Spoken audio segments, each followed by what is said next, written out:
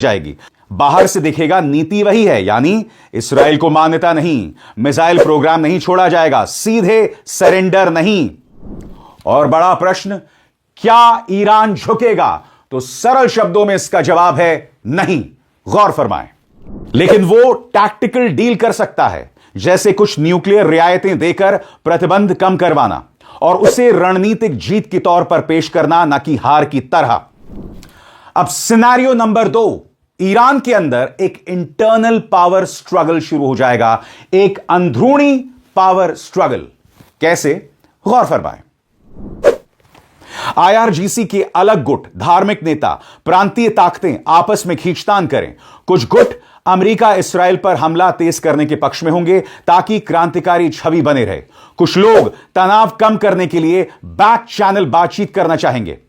और ऐसे में सवाल उठना लाजमी है, क्या ऐसे हालात में ईरान का राजधानी वियना में उसके बाद ही हमले की नौबत आएगी, हमला होगा। यानी युद्ध अगर शुरू होगा बातचीत टूटने पे तो 2 मार्च के बाद ही शुरू होगा। यहीं पर सबसे बड़ी गलती खामनेई के सलाहकारों ने कर दी, ओवर कॉन्फिडेंस। उनको लगता ही नहीं था कि बातचीत के बीच में ऐसा हो जाएगा। और सबसे बड़ी बात कि जिस तरह से प्रेसिडेंट ट्रंप ये दिखा रहे थे कि उनकी नेतन्याहू से नहीं बन रही है, नेतन्याहू जंग चाहते थे, ट्रंप बातचीत चाहते थे। और ऐसे में सच्चाई ये है कि ट्रंप एक तरफ पीस टॉक्स, शांति वार्ता का खेल रहे थे और दूसरी तरफ साजिश का खेल भी खेल रहे थे।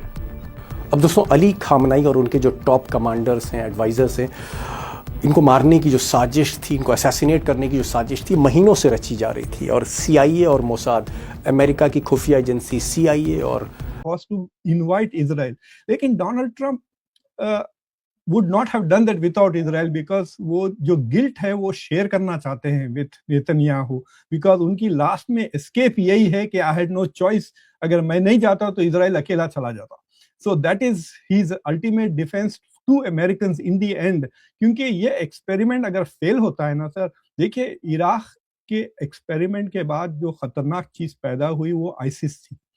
ISIS came out of Iraq. तो अब ईरान से क्या निकलेगा आप ये सोचिए कि मतलब भाई, मैं तो सुन्नी हूँ, हमने इनसे 1400 साल पहले थोड़ा सा पंगा किया, उन्होंने आज तक नहीं छोड़ा पीछा हमारा, तो ये 1400 साल तक ये दुश्मनी रखे हुए हैं।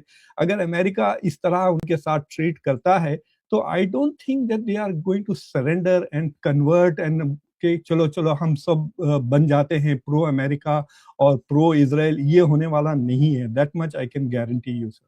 नेता थे।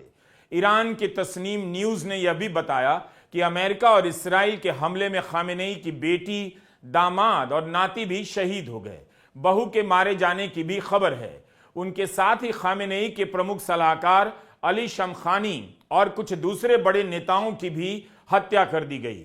ईरान में नए सुप्रीम लीडर की तैयारी शुरू हो गई है। 88 सदस्यों का एक पैनल है जिसे असेंबली ऑफ एक्सपर्ट कहा जाता है। हर 8 साल पर इस पैनल के सदस्यों का चुनाव होता है और इसमें केवल शिया धार्मिक गुरु सदस्य होते हैं। वहां का संविधान कहता है कि असेंबली ऑफ एक्सपर्ट जल्द से जल्द सुप्रीम लीडर का चुनाव करेगा और तब तक लीडरशिप काउंसिल नेतृत्व संभालेगा। खामेनेई के 56 साल के बेटे मुस्तफा खामेनेई का नाम आता रहता है, लेकिन वे कभी किसी सरकारी पद पर नहीं रहे।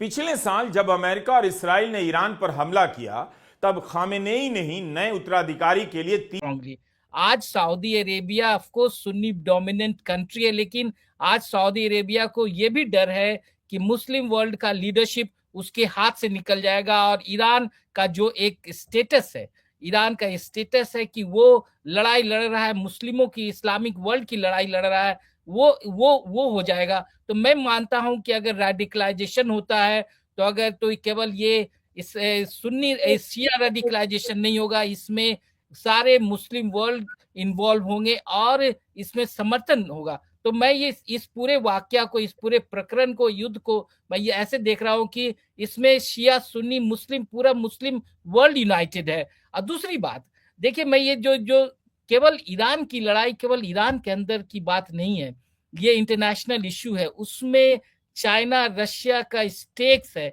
चाइना का बहुत बड़ा फ्रेंड है ईरान और वहां पे उसके काफी इकोनॉमिक एंड पॉलिटिकल जी हाँ दोस्तों, ईरान के supreme leader ayatollah Khamenei America हमलों में मारे गए हैं दोस्तों। एक आपको सबको ये पता हो चुका होगा। आयतुल्ला खमेनी ईरान की सरकारी मीडिया ने भी अभी पुष्टि कर दी है कि उनकी जो देहांत अब हो चुका है।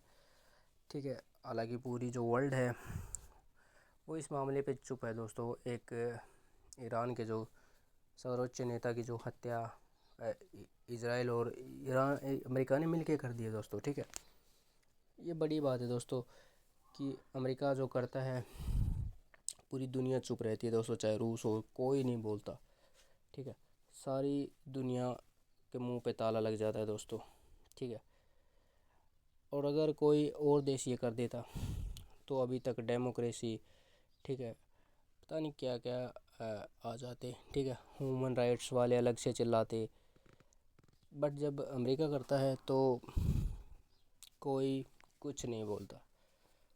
तो यही बात है दोस्तों, जिसके पास पावर होती है उसके पास पावर होती है, वो कुछ भी कर सकता है। ठीक है, उसको कोई रोकने वाला नहीं है दोस्तों, कोई भी हो। आज पूरे देश की मीडिया चुप है दोस्तों, कोई सवाल पूछने वाला नहीं है, कोई कुछ पूछने वाला नहीं है। हालांकि उनके पूरे परिवार की हत्या कर दी है दोस्तों। ठीक है, और ईरान में जो दोस्तों तख्ता पलट हो चुका है दोस्तों, ये खबर बिल्कुल सच है दोस्तों कि ईरान में अब रज़ा पहलवी को ही अमेरिका अगला सर्वोच्च नेता बनाएगी, क्योंकि 1970 के करीब पहलवियों का ही वहाँ पर दौर था और अमेरिका चाहता है कि वहाँ पर अपना पिट्ठू बिठाना। ठीक है, और वहाँ पर अपना अगर अमेरिका अपना पिट्ठू बिठा देता है तो कहीं ना कहीं ये अमेरिका के लिए फ़ायदेमंद होता है, क्योंकि अमेरिका की नज़र उनके तेल भंडार पे है दोस्तों। तो यही है दोस्तों, अब चैनल को सब्सक्राइब कर लो ताकि